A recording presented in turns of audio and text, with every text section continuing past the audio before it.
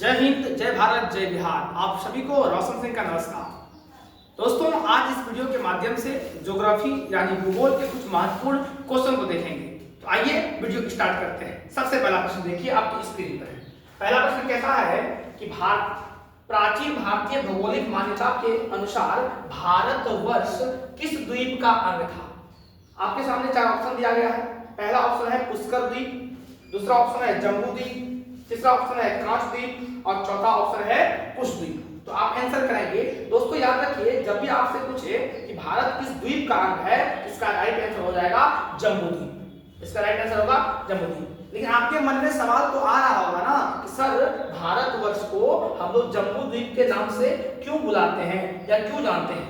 तो याद रखेंगे, कई सारे मान्यता के अनुसार ये कहा जाता है कि भारत एशिया का हिस्सा था, आप जानते हैं, और भारत एशिया महाद्वीप का अंग है और संपूर्ण एशिया महाद्वीप वाले क्षेत्रों में अत्यधिक जामुन का वृक्ष देखा गया था। इसीलिए भारत को जम्बू द्वीप के नाम से जाना जाता है। अगर आपसे पूछ दिया जाए कि भारत को हिंदुस्तान किसने कहा, अगर आपसे ऐसा प्रश्न पूछ दिया जाए कि भारत को हिंदुस्तान किसने कहा, तो दोस्तों आप आंसर इसका कर सकते हैं कि भारत को हिंदुस्तान किसने कहा।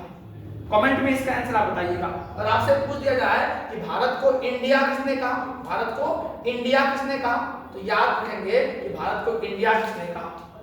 ठीक है, तो भारत को इंडिया कहा यूनानियों ने। किसने कहा? भारत को इंडिया यूनानियों ने कहा। और भारत को हिंदुस्तान किसने कहा? तो ईरानियों ने कहा। ईरानियों ने कहा भारत को हिंदुस्तान, ईरानियों ने कहा। तो आपके यहाँ तीन प्रश्न हो गए। भारत का ही नाम जम्बू द्वीप है, जामुन का अत्यधिक वृक्ष देखने को मिला, जम्बू द्वीप नाम रख दिया। भारत का ही नाम आपका हिंदुस्तान है, ईरानियों ने इसे हिंदुस्तान कहा क्योंकि ईरानी सौ को हौ पढ़ता था, तो सिंधु नदी के बगल में ये था, तो इसको हिंदुस्तान कह दिया। इंडिया नाम किसने दिया? तो यूनानियों ने इसे इंडिया नाम दिया क्योंकि यूनानी सिंधु को इंग्लिश भाषा में, अंग्रेजी में इंडस रिवर बोला। ठीक है दोस्तों, चलते हैं अगले प्रश्न की ओर और देखते हैं अगला प्रश्न कौन सा है। आइए क्वेश्चन नंबर दूसरा, और आप मुझे बताइए कि इस दूसरे प्रश्न का आंसर क्या होगा। आइए चलते हैं सेकंड क्वेश्चन की ओर। और सेकंड क्वेश्चन क्या कहता है? क्वेश्चन कह रहा है कि सर्वप्रथम इंडिया शब्द का प्रयोग भारत के लिए किस भाषा में किया गया था? यहां देखिए दोस्तों, अभी कुछ देर पहले आपको बताया था इंडिया शब्द का प्रयोग। तो आप मुझे बताइए कि इंडिया शब्द सबसे पहले किसने दिया? तो अभी हम आपको बोले कि इंडिया शब्द किसने दिया, तो इंडिया शब्द यूनानियों ने दिया था। किसने दिया था? इंडिया शब्द यूनानियों ने दिया था। यूनानियों ने दिया था। इंडिया शब्द किसने दिया था? यूनानियों ने दिया था। और इंडिया शब्द यूनानी ने किस भाषा में दिया? तो ग्रीक भाषा में दिया था। इसका राइट आंसर क्या होगा? ग्रीक। चलते हैं अगले प्रश्न की ओर और देखते हैं अगला प्रश्न क्या कहता है।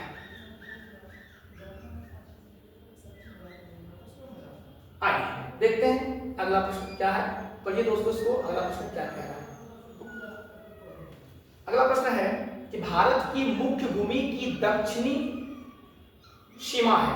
आप जानते हैं कि भारत का अगर विस्तार हम लोग पढ़ें तो भारत के विस्तार को जब पढ़िएगा तो इसमें भारत का आपका पूर्वी छोर, पश्चिमी छोर, उत्तरी छोर, दक्षिणी छोर वगैरह ऐसा है। देख लीजिए, क्या इस बिंदु को हम भारत का सबसे अंतिम पूर्वी बिंदु कह सकते हैं? क्या कह सकते हैं? क्या इसको भारत का सबसे अंतिम पश्चिमी बिंदु कह सकते हैं? क्या कह सकते हैं? क्या इसको भारत का सबसे अंतिम उत्तरी बिंदु कह सकते हैं? क्या कह सकते हैं? क्या इसको भारत के मुख्य भूमि का सबसे अंतिम दक्षिणी भूमि कह सकते हैं? क्या यानी भारत का सबसे अंतिम दक्षिणी बिंदु है मुख्य भूमि का। लेकिन हमारा कुछ द्वीप समूह पानी में भी है, लेकिन जो पानी में है वो अंडमान निकोबार है। तो आपका प्रश्न देखिए क्या पूछा, भारत की मुख्य भूमि की दक्षिणी सीमा है। तो ये बिंदु देख लीजिए, आपका इसका राइट आंसर हो जाएगा कि मुख्य भूमि का 8 डिग्री 4 मिनट। दोस्तों ये वाला जो है ये है 37 डिग्री 6 मिनट उत्तरी बिंदु। ये जो आप देख रहे हैं पूर्वी बिंदु, ये है 97 डिग्री 25 मिनट। और ये जो पश्चिमी बिंदु है ये है 68 डिग्री 7 मिनट।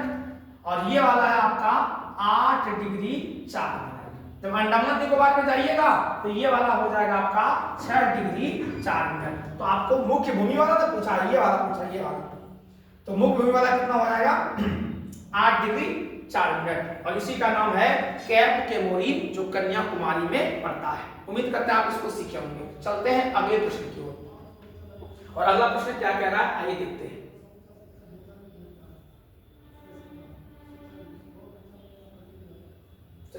अगला प्रश्न है, देखेंगे कि भारतीय मानक समय रेखा आधारित है। आपसे पूछा कि भारतीय मानक समय रेखा आधारित है। दोस्तों आप जानते होंगे, मान लीजिए ये आपका पृथ्वी है और पृथ्वी के बीचों बीच एक लाइन गई हुई है। इस लाइन को कहते हैं 0 डिग्री देशांतर। इसका नाम है 0 डिग्री देशांतर, 0 डिग्री देशांतर। और इसी 0 डिग्री देशांतर जो है ये लंदन के ग्रीनविच नामक शहर से होकर गुजरता है, इसीलिए 0 डिग्री देशांतर को आप GMT लाइन कहते हैं। और संपूर्ण पृथ्वी के ऊपर समय की गणना इसी GMT लाइन को ध्यान में रखते हुए किया जाता है, जो लंदन के ग्रीनविच नामक शहर से गुजरता है। ठीक है दोस्तों, अगर हम भारत की बात कर रहे हैं, भारत आपका उत्तरी पूर्वी गोलार्ध में, मान लीजिए कि भारत आपका इस जगह है, तो आपके भारत से एक लाइन जो जा रही है उसी लाइन को भारतीय मानक समय रेखा, इंडियन स्टैंडर्ड टाइम कहते हैं। और ये लाइन जो है यह है 82.5 डिग्री, 82.5 डिग्री पूर्वी, 82.5 डिग्री पूर्वी देशांतर को आप भारतीय मानक समय रेखा कहते हैं। देखते हैं कहां 82.5 डिग्री पूरब दिखा गया है। Option number C, option number इसका सी हो जाएगा। चलते हैं अगले प्रश्न की ओर। अगला प्रश्न क्या कहता है आइए इसको देखते हैं। उम्मीद करते हैं आपको ये समझ में आ रहा होगा। वीडियो ज्यादा बड़ा ना हो जाए इसलिए हम कम फैक्ट्स को ही आपको बता रहे हैं, अन्यथा आपके लिए कई सारे फैक्ट्स मेरे पास और भी उपलब्ध है। ऐसा नहीं कि सर आप कम फैक्ट्स पढ़ा रहे हैं, वीडियो बड़ा नहीं होता है इसलिए कम फैक्ट्स बताते हैं। ठीक है, आइए देखते हैं अगले प्रश्न को। अगला प्रश्न क्या है, 5वां क्वेश्चन देखते हैं क्या। भारत का परमाणिक समय उस स्थान का स्थानीय समय है जो स्थित है। यानी आपसे पूछ दिया गया है कि भारत का जो समय है